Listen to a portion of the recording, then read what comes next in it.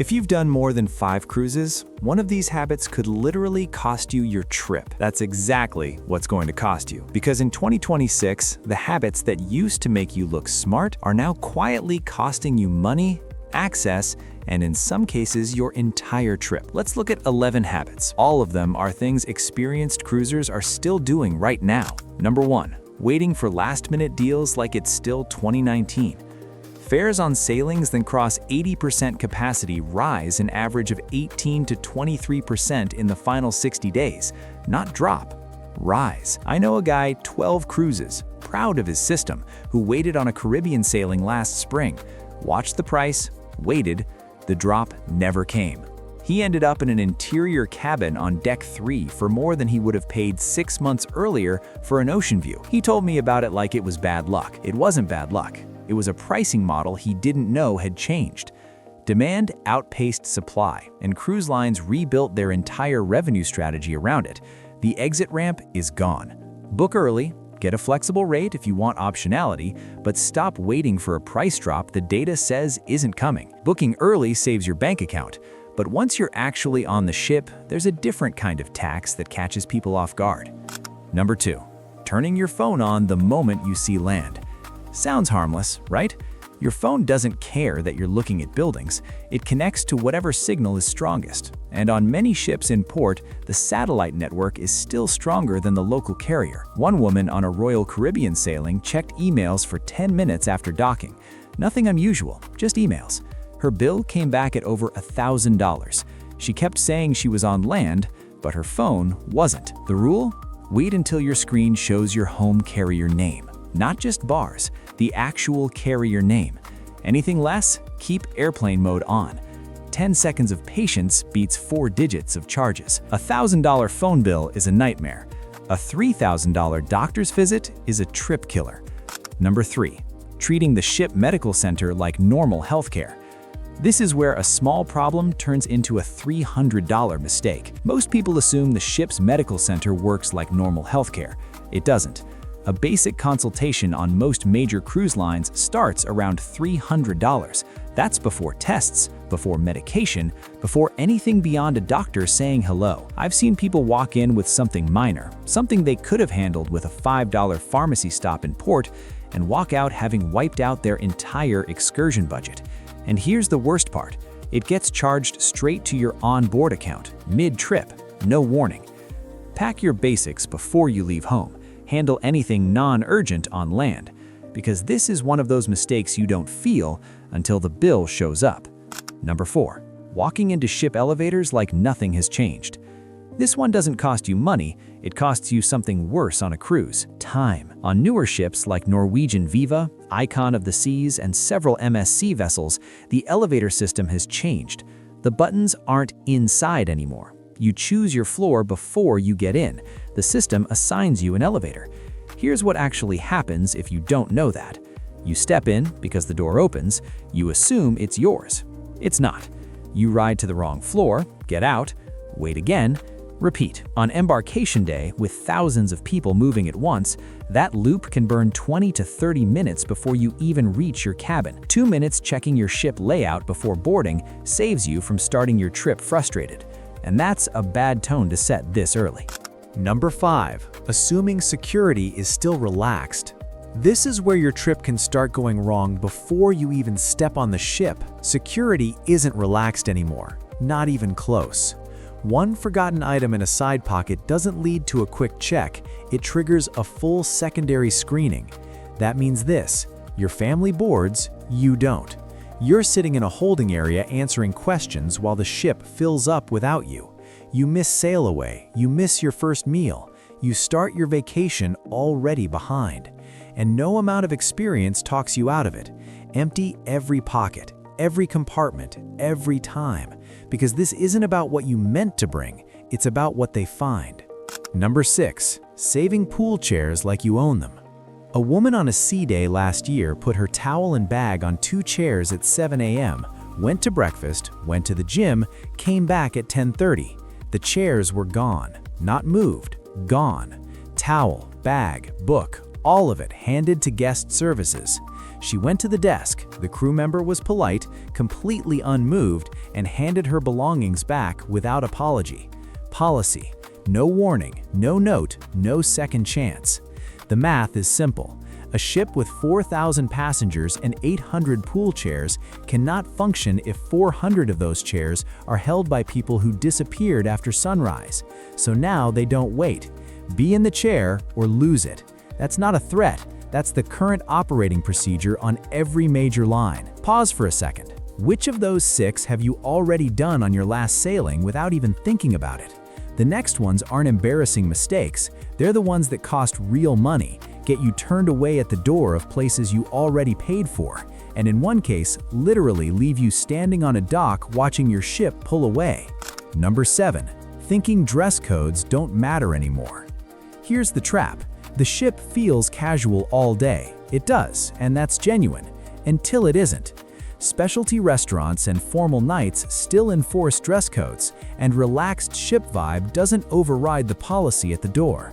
I watched a couple walk up to a specialty restaurant on a formal night, totally relaxed, assuming it would be fine.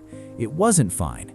They stood there while other passengers in blazers and dresses walked past them into the room they'd already paid to access.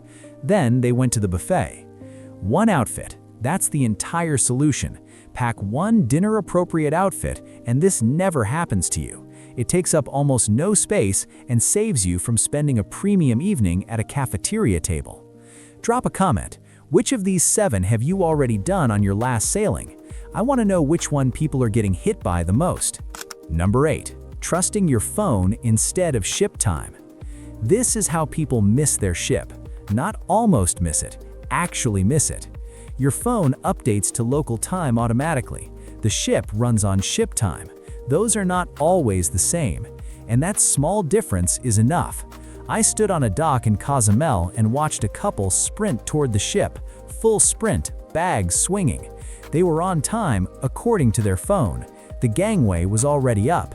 And here's the part nobody thinks about. The ship doesn't wait. You cover everything yourself. Flights, hotels, transfers, all of it. Before you leave the ship, write down ship time. Not on your phone, somewhere you can see it instantly. Because this mistake doesn't feel like a mistake until it's too late. Number 9. Assuming onboard credit works like cash. It feels like free money. That's the whole problem.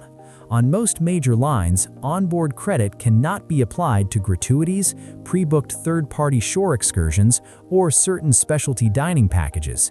It's credit for specific categories, not a general balance. So you plan your whole extra spend around $300 of onboard credit. Then your card gets charged $200 for a shore excursion you assumed was already handled. That's how a budget quietly turns into a disagreement 3 days into a trip. Before you sail, call the line or go into the app and confirm exactly what your credit covers. Write the real number down. Plan around that, not the assumed version. Credit issues are private. A hygiene call-out is very, very public. Number 10. Skipping hygiene checkpoints. This one is genuinely uncomfortable to watch happen to someone. A man walked past a hand sanitation station at a buffet entrance on a sea day. Confident stride, clearly not his first cruise. The crew member stopped him, out loud, not a quiet tap, out loud in front of 6 people standing directly behind him. He had to walk back, use the station, and then pass everyone again. He didn't make eye contact with anyone at his table for the first 10 minutes of lunch. Enforcement is active now. It's visible. And getting called out in a crowd is the kind of thing you replay for the rest of the trip. 4 seconds. Every time. Just do it. Being embarrassed at the buffet is a memory. Being arrested at the port is a record. Number 11. Thinking experience means you know what you can get away with. This is the one that ends trips, not ruin them, actually ends them mid-sailing. Balcony smoking violation, fined directly to your onboard account and potentially removed at the next port. Your travel home is your expense.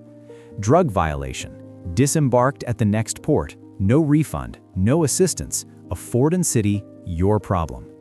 Anything thrown overboard in U.S. waters, federal offense, not a ship policy, a federal law. And here's what almost nobody thinks about.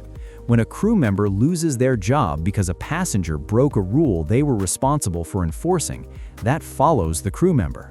Work visa issues, damaged references, career consequences, real people, real damage.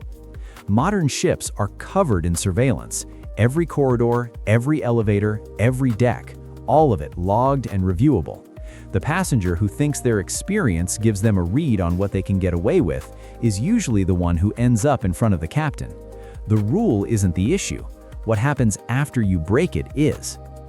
Those are the mistakes that cost you.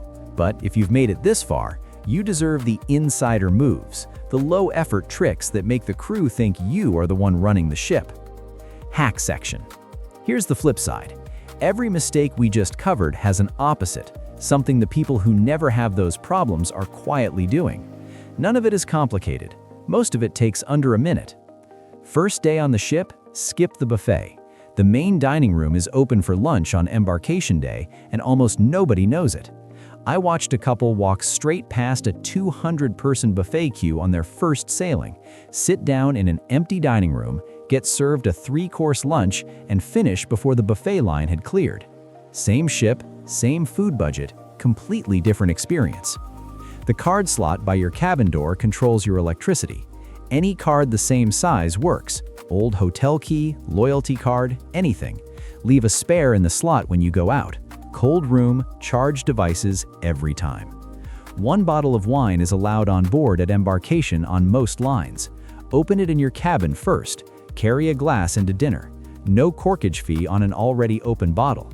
A man on a Mediterranean sailing paid $28 corkage on a $12 bottle he bought at the port because he didn't know this. That's a $40 glass of wine. Don't attach luggage tags at home. They get torn, misread, or switched in transit. Bring them and attach at the terminal when the bag is going directly onto the ship. That's the only transfer that matters. Book spa treatments on port days. Most passengers are off the ship. Prices on some lines drop 20 to 30%. Same room, same service, nobody next to you. Check your onboard account every single day, not at checkout, every day. I've seen a $90 charge sit on the wrong cabin for 4 days because nobody caught it. Catching it on day 2 is a 2-minute conversation. Catching it on the last morning is a 40-minute queue with everyone else who also waited. Most of these don't feel like mistakes. That's exactly why they keep happening. The experienced cruiser runs on what used to work. The informed one knows what works now. One of them enjoys the trip. The other spends it cleaning up problems that didn't need to happen. Which one of these have you been doing without realizing it? Be honest. Put it in the comments. And if someone you know is still doing number 1, send this to them before they book their next trip.